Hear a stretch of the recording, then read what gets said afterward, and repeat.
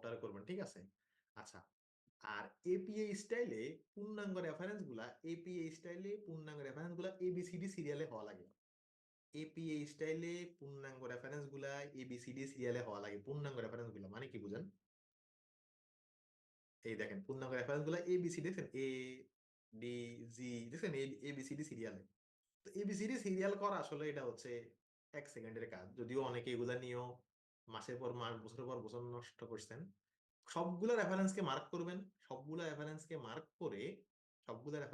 করে ওয়ার্ডের এই অপশনটা যাবেন, শর্টিং। শর্টিং অপশনে যাবেন, শর্টিং। এই শর্টিং অপশনে গিয়ে এই যে প্যারাগ্রাফ থাকলোই, না থাকলো প্যারাগ্রাফে এনে ওকে দেবেন। ওকে ওকে দেওয়ার সাথে সাথে দেখবেন সিরিয়ালটা দেখছেন এখন মেরিন চলে গেছে উপরে, এম চলে গেছে উপরে, টি চলে গেছে নিচে। তো যেটা বললাম, যদি আপনার 100টা রেফারেন্স এরকম এলোমেলো থাকে, জাস্ট মার্ক করবেন। মার্ক করে এই যে শর্টিং এ যাবেন, শর্টিং এ প্যারাগ্রাফে ওকে দেবেন, দেখবেন এবিসিডি সিরিয়ালটা অটো হয়ে গেছে।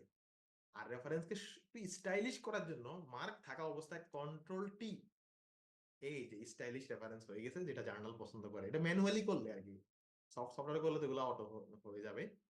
আমার মনে হয় পটেনশিয়াল যত ফাংশন আছে রেফারেন্সিং এ সব দেখানো হয়েছে, যেটা আপনারা হয়তো বই পড়ে বুঝতে গেলে 5টা ক্লাস লাগবে। ঠিক ঠিক আছে।